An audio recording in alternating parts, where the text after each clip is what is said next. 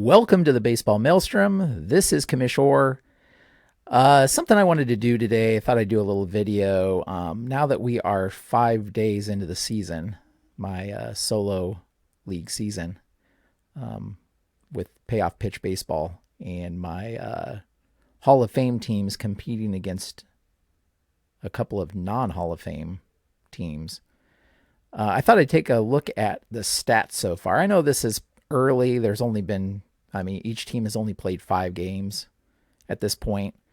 So there's kind of a small sample size here, but I thought we'd take a look at the stats through the first 5 days of the season, or 5 games played by each of the teams, just to see if there were, kind of take a look at the interesting things there. And as I said, each team's only played 5 games so far. That's been enough to get them through a 5-man pitching rotation. So each of the starters has started one game. I'll probably go to a 4-man rotation when later on in the schedule there's some off days. So I'll probably go to a 4-man rotation here or there. But at least the first couple of times through, I kind of wanted to go 5-man just to see how it went. The downside of that is with 5 starters, that only leaves me with 4 relievers, because I only had enough Hall of Famers to have 9 pitchers per team. So it's kind of a limitation, and I've kind of run into some issues when games start getting out of hand, and I don't really have the rested relievers to be able to kind of manage that. So some guys have kind of been left in there longer than they normally would have. So it's kind of a limitation of the league again, but I kind of knew that going in. If you want to check out the action, you head over to baseballmaelstrom.com. This is the home page. You can very easily see the standings for the American League and National League teams. Here, the next games coming up in the schedule, and scores of past games over here. You can view the entire schedule if you need to. And I've done another video where I've kind of gone into into more detail on what each of these kind of how to navigate the site and that kind of thing. So I'm not going to spend a lot of time on that, because I want to today focus on the stats through these 5 days. And so far we have a couple of standouts. We have Detroit leading the American League 4-1. And Detroit is the American League team that is made up of non-Hall of Famers. So just something to keep in mind, non-Hall of Famers. Meanwhile, the New York Swats are only 1-4. And then on the National League side, we have the St. Louis Wizards are 4-1. And Houston Hoots are 1-4 on the National League side of things. In the National League, it's the Chicago Docks who have the non-Hall of Famers. So they're 3-2, not too bad at all. But if we go into the stats, this is going to be pretty small.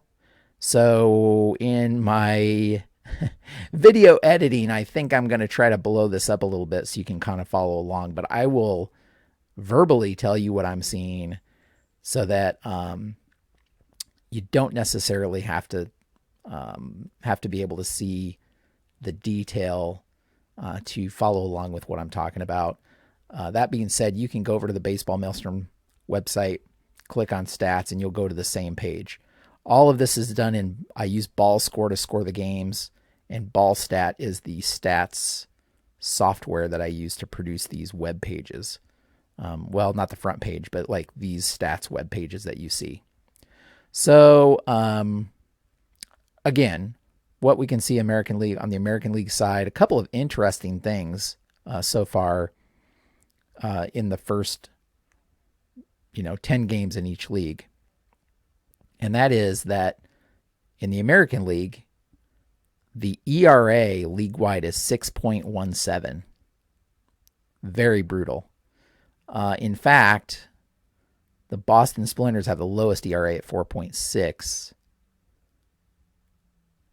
And New York has the worst at 8.16 ERA. That's quite bad.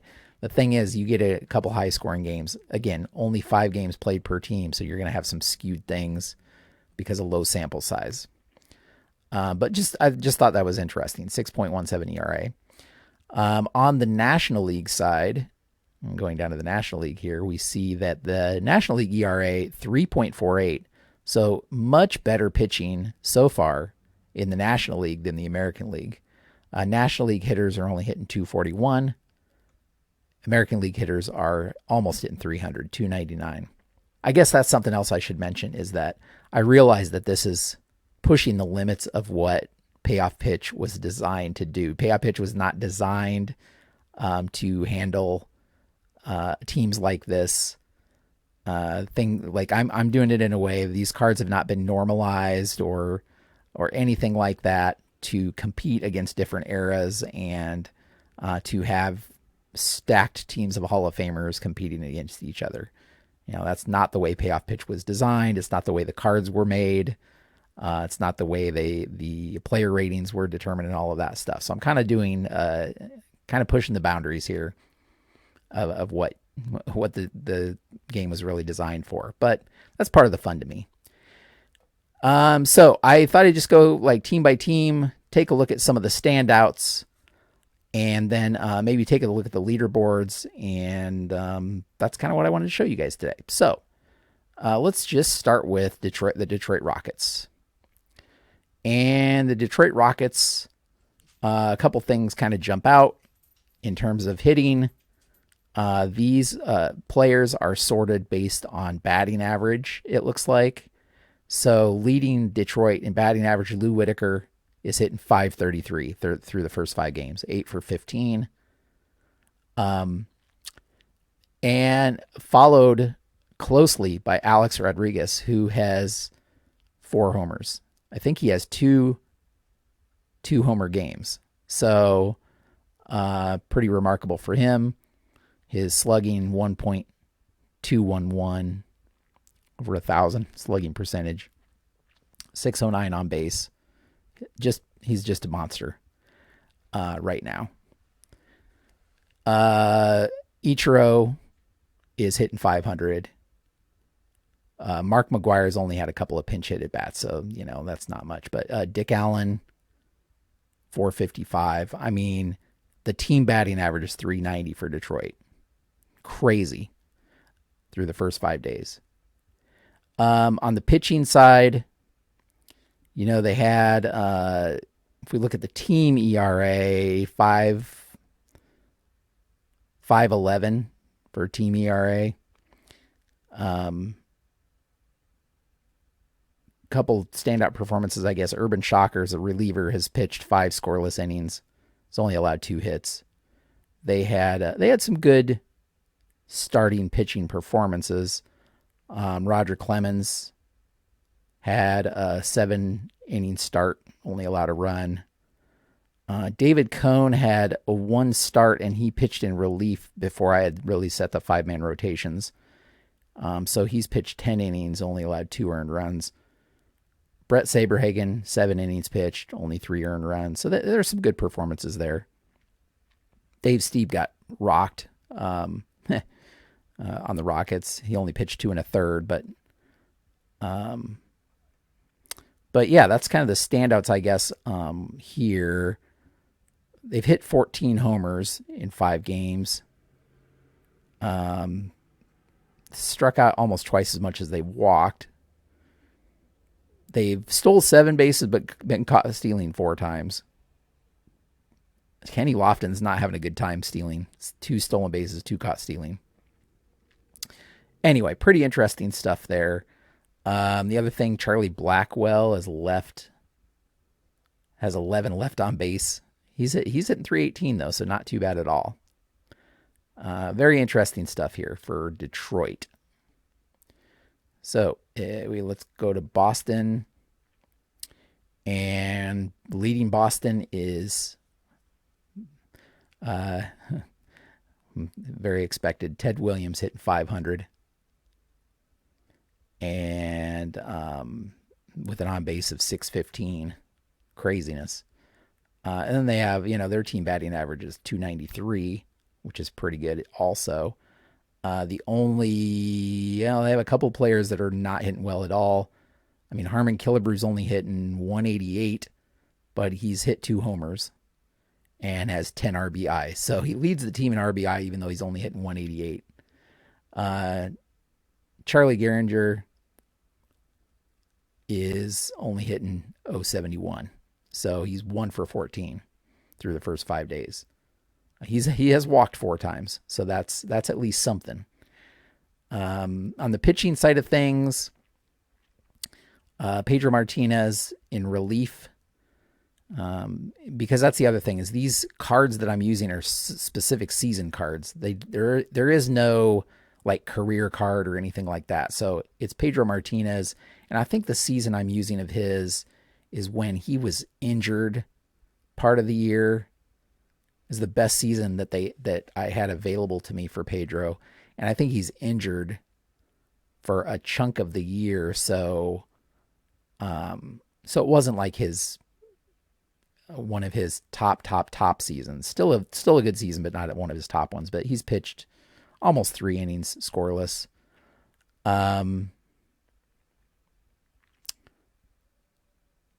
Lefty Grove had a shutout.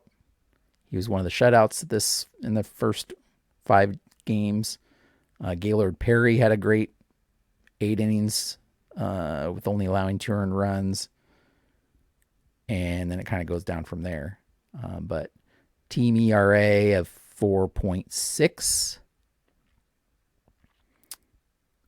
So 460 for team ERA.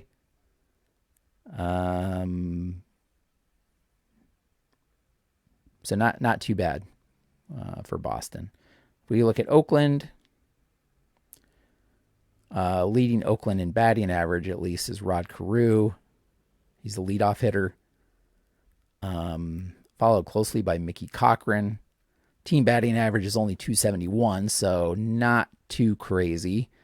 And kind of on the low end of things for batting average, Joe Gordon is only hitting 133. Reggie, the somewhat star of the team, namesake for the team, is also only hitting 154. He does have a homer and a double. Those are his only 2 hits. And he's surprisingly, though, only 1 strikeout, which is kind of unexpected for him. Anyway, a couple of good hitters there. Rod Carew is slugging .810, which is kind of interesting. He has 2 homers, which, again, kind of not expected. On the pitching side, Bert Blyleven had the shutout, so he has 9 scoreless innings. He only allowed 4 hits, and then they have a couple of relievers there that haven't allowed a run.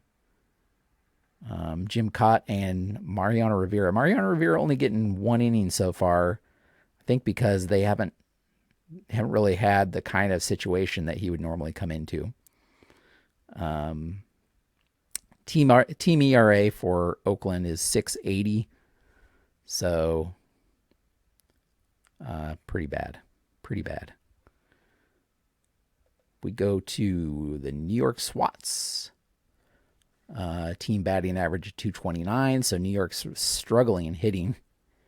And Paul Molitor only is one. He's only had 2 at bats. He leads the team, but he's only 1 for 2. So Lou Boudreau would be really the starter that's hitting the best at 357, but just no slugging whatsoever. Wade Boggs is hitting 316, so that's not bad, but they've only hit 4 homers as a team. 2 of those coming from Babe Ruth, but Babe Ruth's only hitting, well, I guess he's hitting 300. That's not bad with 2 homers. So that's not bad at all. The one surprising to me is to hear Ty Cobb through 5 games. He's 1 for 19. He's hitting 053. He's driven in a run and scored once. He's only walked once, so he's not even getting really getting on base, which is surprising. I mean, he's kind of been their leadoff hitter. But but hasn't really been getting it done. And I think he'll probably be dropped down at least a spot in the batting order.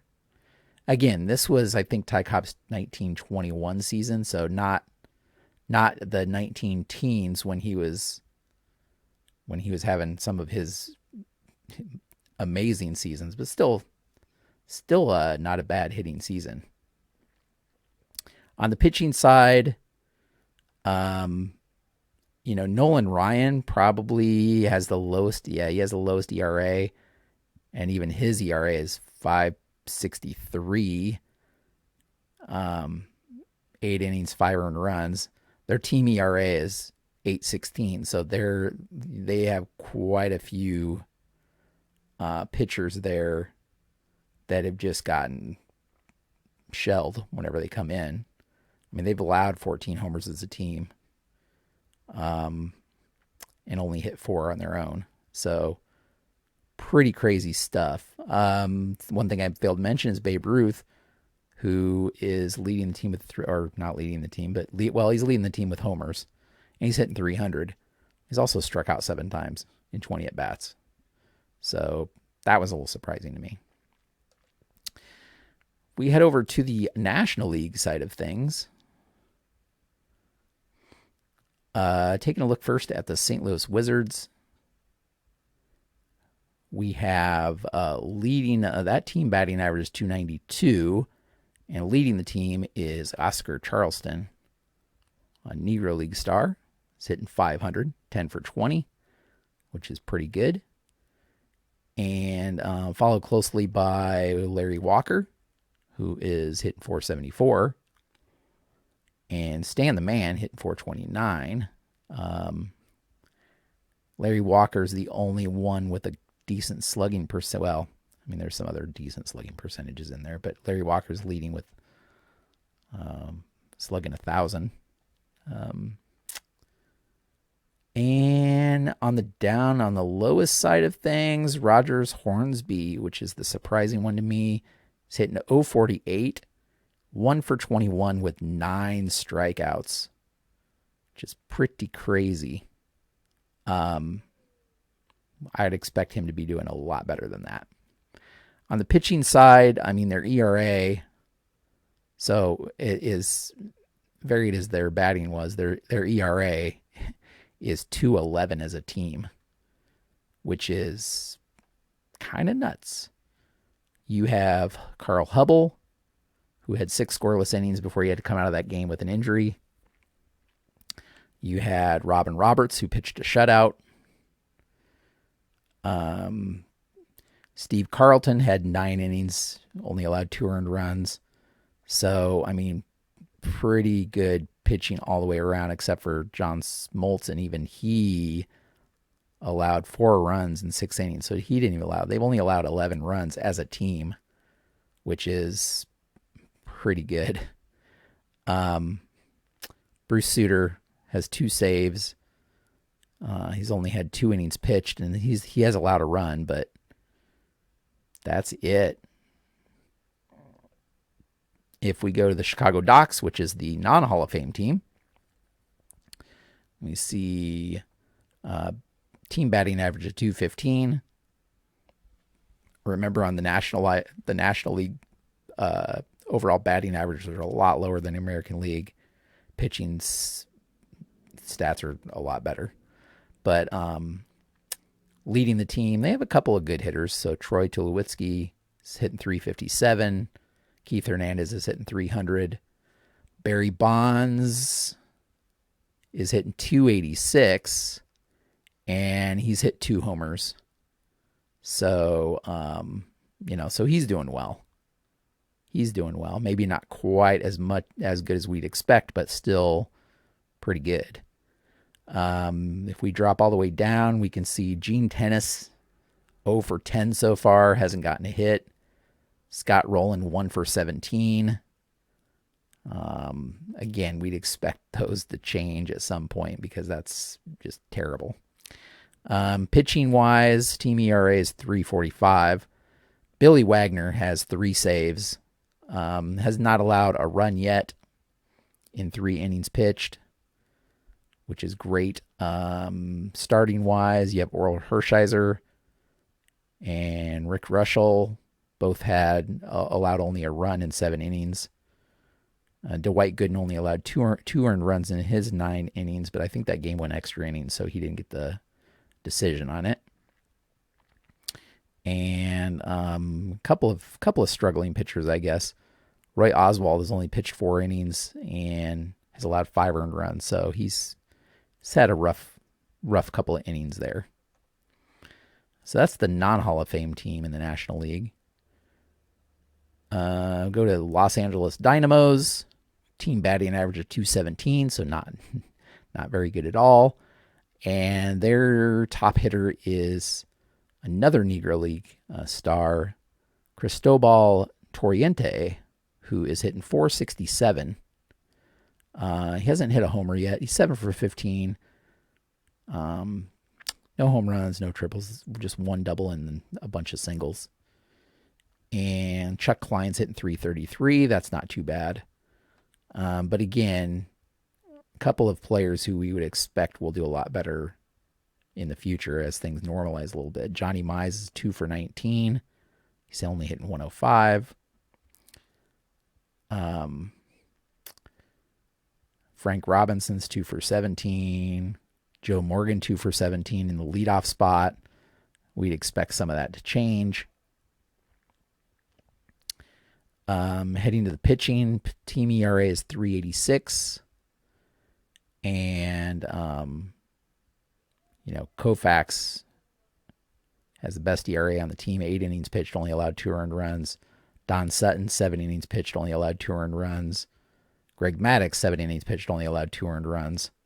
So some good pitching performances overall. Just continuing the trend of National League teams that are not doing well offensively. And finally, we go to the Houston Hoots, who are 1-4. Team batting average is 236. Led by Jeff Bagwell, who's hitting 450. That season for Bagwell was just insane. It was a strike-shortened season, I believe. He has 3 homers already. And again, he's hitting 450 with a slugging of 950. So pretty good. Pretty good all the way around. Willie Stargell is next. He's only hitting 286, but that's the next best on the team. If we go down, Gary Carter's only 2 for 15. So he's hitting 133. Ryan Sandberg is only hitting 167. You have a couple other hitters. Pop Lloyd and Mike Schmidt are hitting below 200. So, again, just continuing the trend, I think, in the National League. They have the worst ERA in the National League, I think, is at 4.60 ERA. Which isn't terrible. Tom Seaver and Phil Niekro both had 8 innings pitched. Seaver allowed only 2 earned runs, Niekro 3. So not too terrible. But you have like a couple of, like Bob Gibson, who's in the ace spot of the rotation. He only made it through, could only get through 4 innings and allowed 4 earned runs. So he's had a rough start. And spoiler alert, his second start isn't very much better. So you'll have to watch a future video to find out about that. So yeah, there's what we see in the team pitching. Now, lastly, we look at the leaderboards. And I'm just going to look at the overall leaders rather than by league. Again, talked about a lot of this. Lou Whitaker leading in batting average 533, followed by Alex Rodriguez and Ichiro. So the top 3 batting average, all on Detroit. Ted Williams has a 615 on base percentage. Homers, A-Rod leads with 4, though Ted Williams and Jeff Bagwell both have 3 behind him. Killebrew leads the entire league with 10 RBI at this point, even though he doesn't have a very high batting average. Harry Heilman's had 2 triples so far, which is interesting. Just trying to see if I see anything else kind of to mention. I have several players that have grounded into 2 double plays. And a couple guys, Fisk and A-Rod, have both gotten hit twice. You look at the, oops. We got to go back to leaders and go to pitching leaders. So, I mean, quite a few guys. It's only 5 games in, so there's quite a few guys that have not allowed a run yet. Dizzy Dean and Steve Carlton leading the league with 12 strikeouts apiece from a pitching point of view. Lefty Grove has only allowed an opponent batting average of 100. So pretty crazy. And it's allowing, wow, less than half of a walk or hit per inning pitched. Is that how you'd say that? I don't know. Interesting stuff. I think that's the only leaders. I mean, fielding leaders are in here, but I'm not going to get into those. But yeah, I think that pretty much sums it up. When I get the batting breakdowns or below that, I'll let you check that out on your own. But I just kind of wanted to go through and mention some notable things that have occurred or I've seen stats-wise in the first 5 games. I'm going to play a third of a full Major League Baseball season, so 54 games total for each team. So there's quite a ways to go. We're only, not quite a tenth of the way through the season so far. So a lot of baseball left to play. But thought I'd just give you a short update on the stats. Hopefully you enjoyed that. If there's anything specific that you're interested in, you can head over to baseballmaelstrom.com to look at the stats on your own, or drop me a comment. Let me know if you'd like to see me focus on something else when I do these kinds of videos. Thanks so much for watching, and hope you enjoyed that, and have a great evening.